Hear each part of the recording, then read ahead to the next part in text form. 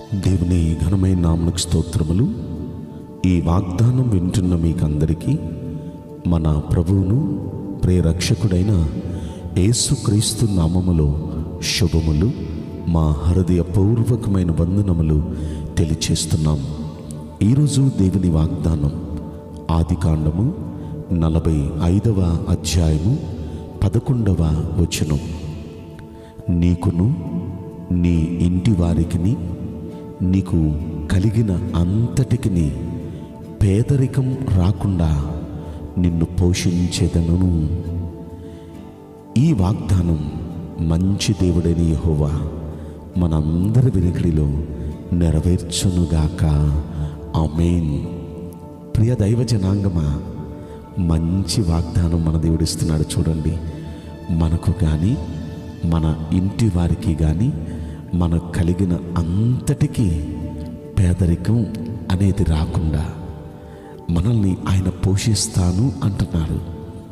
నిజంగా ఇది అందరి పట్ల, వింటున్న మన అందరి పట్ల ఈ వాగ్దానం మంచి దేవుడు నెరవేర్చాలని మనస్ఫూర్తిగా కోరుకుంటున్నాను.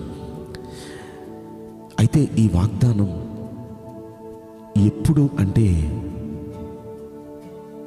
ఐగుప్తు దేశంలో ఇజ్రాయేలీలు 70 మంది వచ్చారు. యాకోబు సంతానం వచ్చిన ఆ 70 మందిని గోషేను అనే ఒక ప్రత్యేకమైన ప్రదేశంలో వాళ్ళని నివసించమని యోసేపు చెప్పారండి. ఆ గోషేను అనే దేశంలో నివసిస్తే అసలు మీకు కరువు అనే మాట మీకు కానీ మీ ఇంటి వారికి కానీ మీకు కలిగిన వారందరికీ కరువు అనే మాట రాకుండా నేను పోషిస్తాను అంటున్నారు. గోషేను అనేది ఒక ప్రత్యేకమైన ప్రదేశం, ఇజ్రాయేలీల కొరకు కేటాయించబడిన ఒక ప్రత్యేకమైన ప్రదేశం. ఈ సందర్భంలో మీకు ఇంకొక మాట కూడా నేను గుర్తు చేయాలి. రాజుల మొదటి గ్రంథంలో 17వ అధ్యాయంలో కూడా ఏలియా అనే భక్తుణ్ణి దేవుడు కెరీతు అనే ఆ వాగు దగ్గర దాగి ఉండమన్నారు. అది ఒక ప్రత్యేకమైన ప్రదేశం. ఆ ప్రదేశంలో దాగి ఉండమన్నారు. అక్కడుంటే నీకు కరువు అనేది రాకుండా అక్కడ నేను పోషిస్తాను అని ఏలియాతో దేవుడు చెప్పారు. దేవుడు చెప్పిన ప్రకారం కెరీతు అనే వాగు దగ్గరికి వెళ్ళి ఏలియా దాగి ఉన్నాడు. అలాగే ఇశ్రాయేలీలు కూడా యోసేపు చెప్పిన ప్రకారం గోషేను అనే ప్రదేశానికి వెళ్ళి అక్కడ దాగి ఉన్నారు. ఇక్కడ కెరీతు అనే మాటకు అర్థం ఏంటంటే ప్రత్యేకించబడుట. ప్రత్యేకించబడుట అంటే ఒక ప్రత్యేకమైన ప్రదేశం, ప్రత్యేకించబడిన జీవితం. అలా ఎవరైతే దేవుడు చెప్పినట్లుగా ఒక ప్రత్యేకమైన జీవితం జీవిస్తారో, అలా జీవించిన వారికి దేవుడిస్తున్న శ్రేష్టమైన వాగ్దానం ఈరోజు అదేంటంటే, నేను మిమ్మల్ని పోషించబోతున్నాను. మిమ్మల్ని కానీ మీ ఇంటి వారిని కానీ మీకు కలిగిన అంతటిని కరువు రాకుండా నేను పోషిస్తాను అంటున్నారు.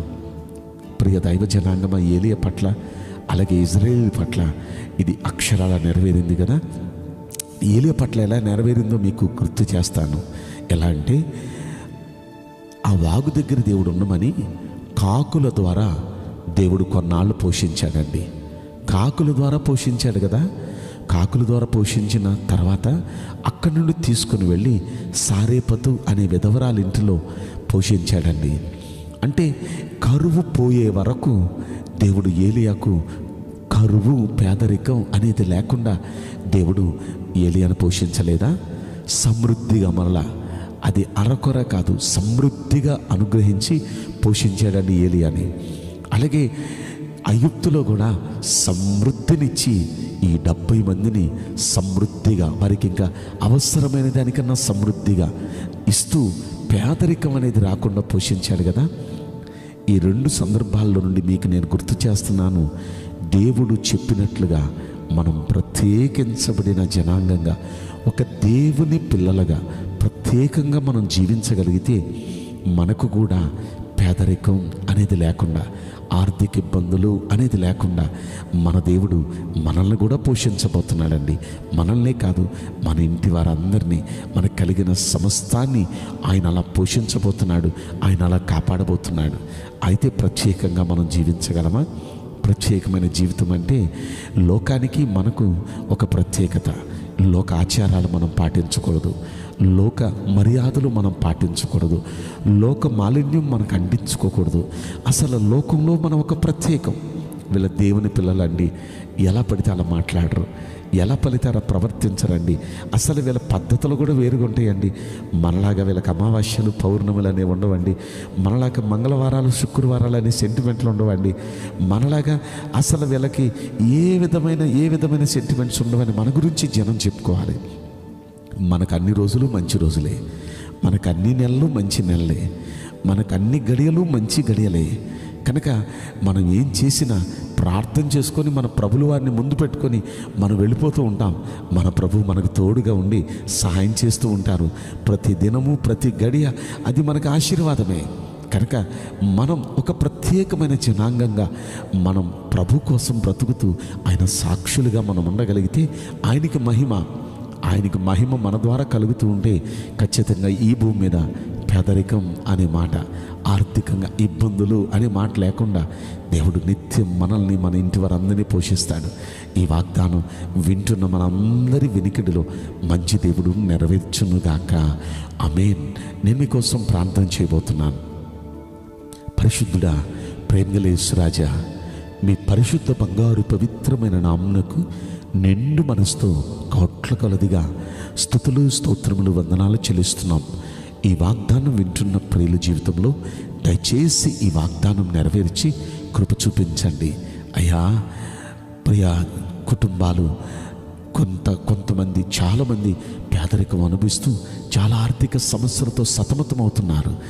నీ బిడల పక్షాన దయచేసి ఈ వాగ్దానం నెరవేర్చమని మిమ్మల్ని బ్రతిమాలుకుంటున్నాను తండ్రి. అయ్యా, మీరు చెప్పినట్లుగా జీవిస్తాం, ప్రత్యేకంగా జీవిస్తామయ్యా.